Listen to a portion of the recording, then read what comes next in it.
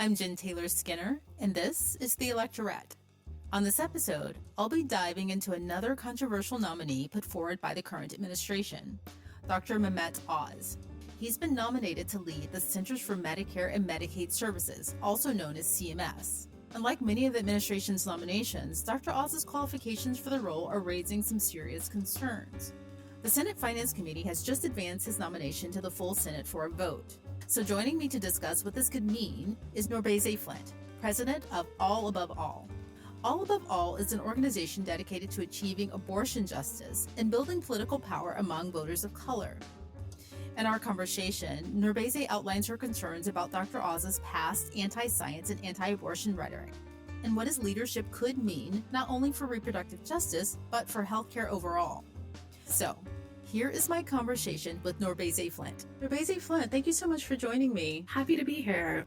Dr. Mehmet Oz has been nominated to serve as administrator for the Centers for Medicare and Medicaid Services. And the hearings have already started. And I think that's a bit unfortunate for me, at least, because typically someone with his background and the things he said publicly being nominated for this position would be headline news. But, the chaotic news cycle, I think, has kind of drowned out those hearings for a lot of people. It's kind of overshadowed those hearings. But let's just start with the basics, right? So he's been nominated. He is going through the hearings. What does a person in this role typically do? What do they oversee? So this is like in the weeds, but so important when we think about our healthcare policy.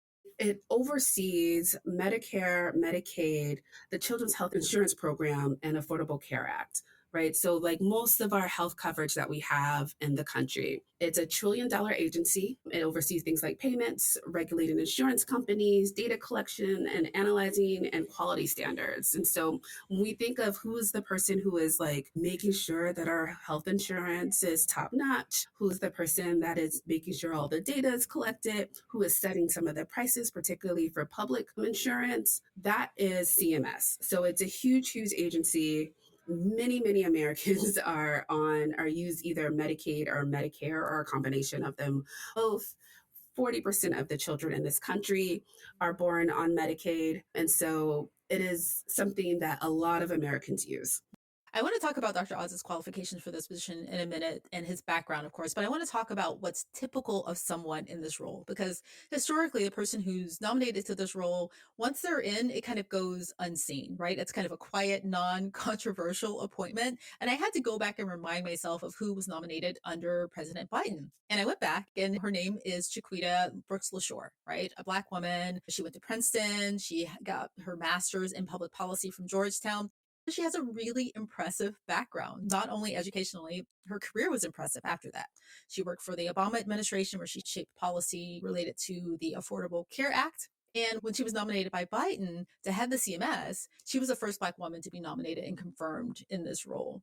That, I think, and you can confirm this or not, is that a typical background of someone who's in this role, educationally, career-wise, etc.? Yeah, I mean, I think Chiquita is probably exceptional at the role, but what you usually see for folks who are running CMS, and for that matter, HHS, are folks who are policy health nerds, folks who know the work inside and out, who've been working in health or healthcare for their entire lives, who know government, who know the inner workings of the pieces and bureaucracy, because that is the person that you need. This is somebody who needs to know the differences between Medicaid reimbursement rates and what the private insurance is and all the other things that make our healthcare system work.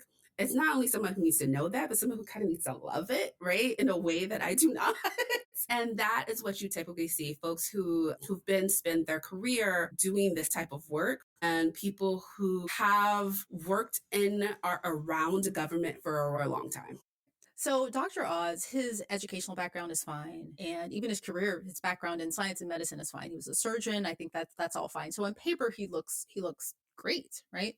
But it's some of the things he's said and done publicly that I think that have given people pause. I mean, just to name a few, he said that there were dangerous levels of arsenic in apple juice, the apple juice that you buy from the grocery store and give your kids from the grocery store. He has come out in support of conversion therapy, which is really scary. He supported an untested, unscientific treatment for COVID. I think it was hydroxychloroquine. And he mocked John Fetterman after Fetterman had a stroke. And I think probably the most worrying thing for me, and it's probably one of the most worrying things for you, is that he came out in support of overturning Roe v. Wade. So, from your perspective, what are some of the most concerning things that he said, in your opinion?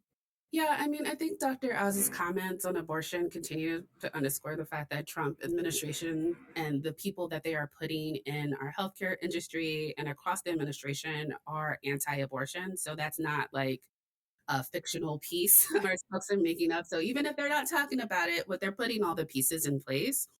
And I think it also undermines, I think, the seriousness of the work. CMS is something that you need to take seriously, the healthcare and health of the millions of Americans that need and depend on their health insurance and the need for their health insurance to be top quality. You need somebody who takes the work seriously and who take the role of government seriously. Yeah.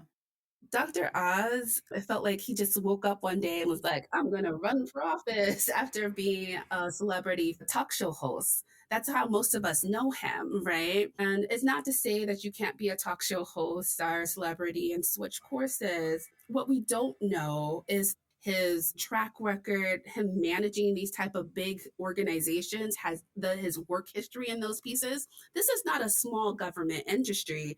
This is $1 trillion agency. $1 trillion is money that I like don't actually make sense of in my life. It's kind of like saying a bazillion dollars. It's a lot of money, right? And it's what so many people depend on healthcare for. And so when it comes to like his comments on anti-abortion and some of the other kind of kooky things, we need somebody who takes the work a lot more seriously and has a track record of running government in order to be in that position. Right. And actually consistently backs science and fact, right? I think that's really important in this position. Yeah.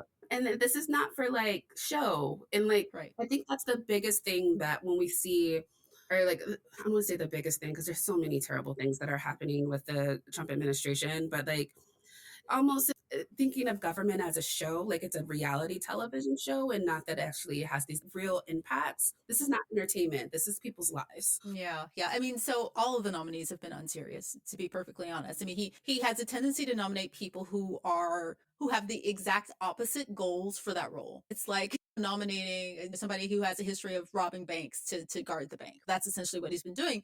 And speaking of talk show hosts and reality TV shows, I want to say one thing about Oprah because I know that's going to come up.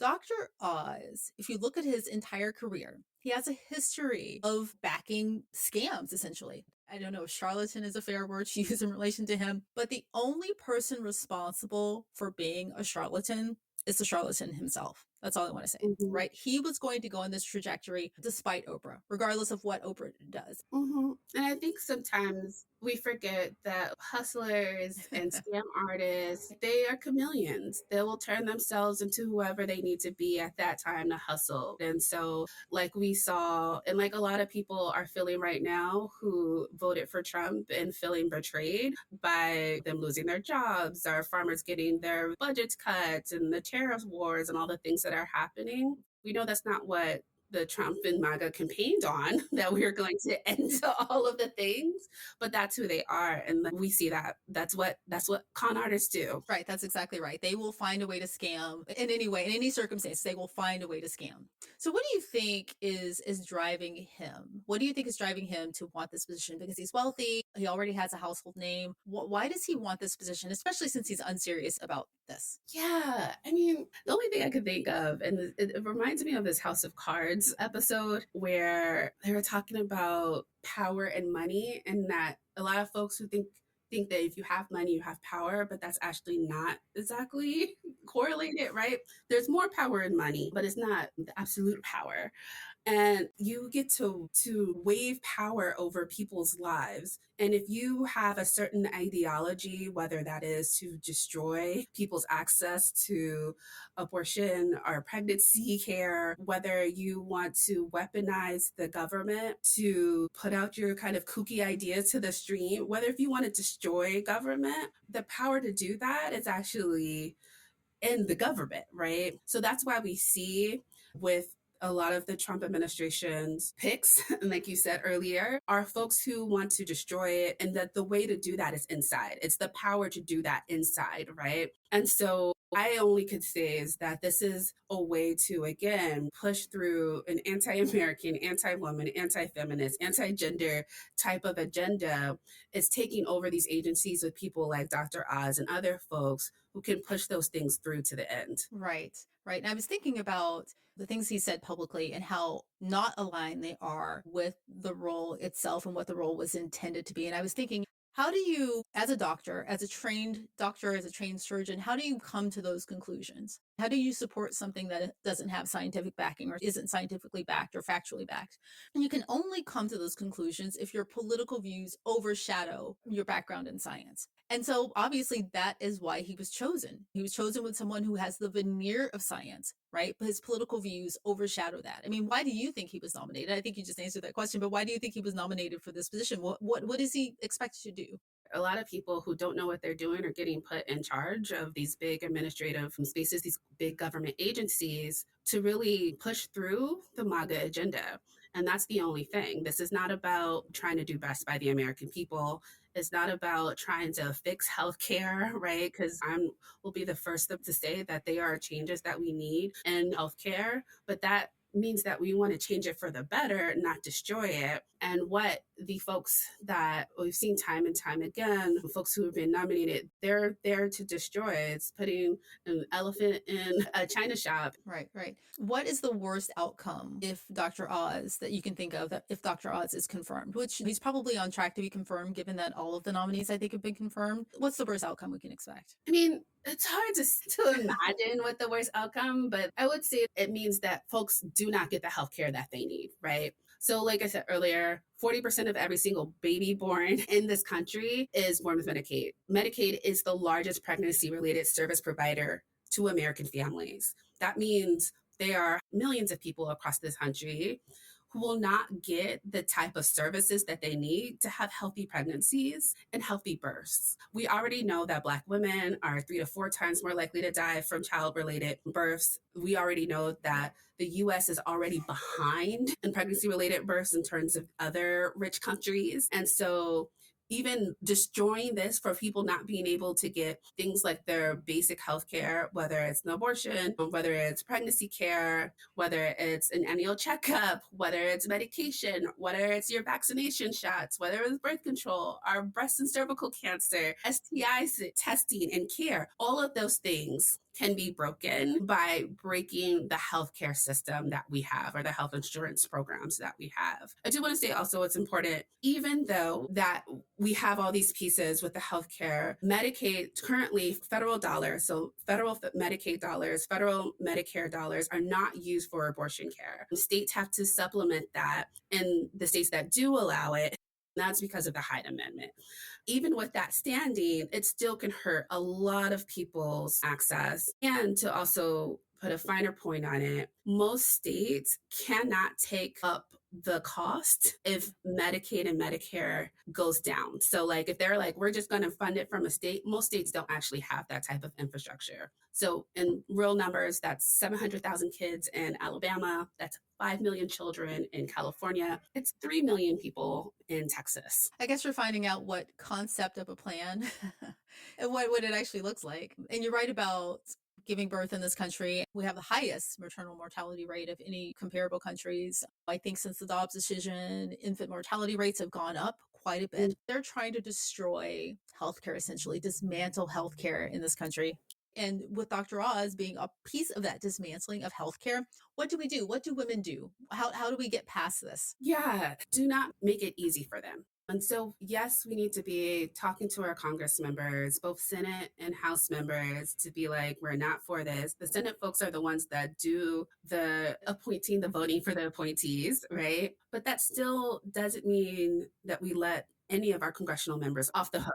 And I say that because it is incredibly important for folks to know that we are watching them and that we care. Second, the thing that we also need to do is be talking to our folks.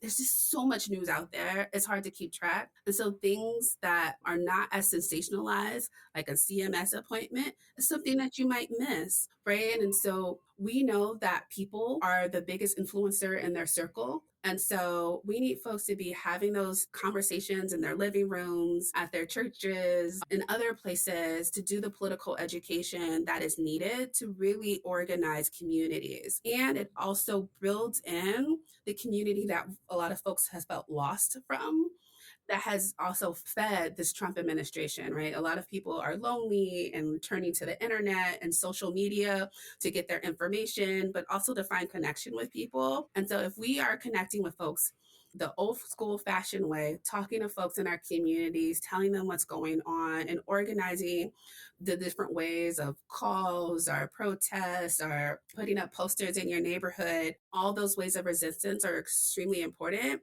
But we kind of need to go back to basics on that and really being pulling people in. And so it's incredibly important not to be disheartened and feel hopelessness in this. And particularly, a lot of times people think if you don't live in DC, that there's nothing to do. And there's a ton of work that you could be doing right in your neighborhood to be getting the word out. Yeah, I just want to say this one pattern I've noticed with all of these nominees is that if you can prevent them from getting to this point where they're having hearings, you have a good chance. So there are other nominees coming. Call your Congress people, call them and call them every day, call them often. If you can get them to actually retract their nomination before they actually get to the hearings, that's really good. And we've seen some success in that area.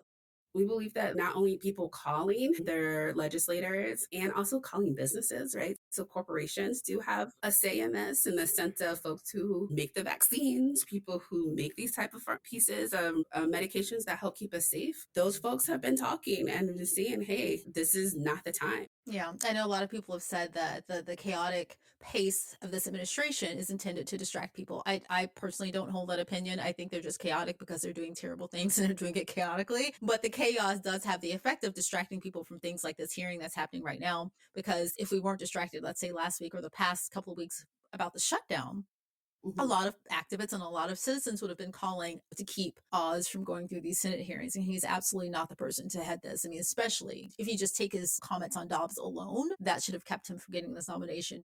Our job is super clear, right? We're here to protect families. We're here to protect our folks in our communities. And so that means that we gotta never let up. We got to keep a foot on their neck, is what I guess the youngins say, with showing up and showing out to make sure we're protecting people's health. Yeah.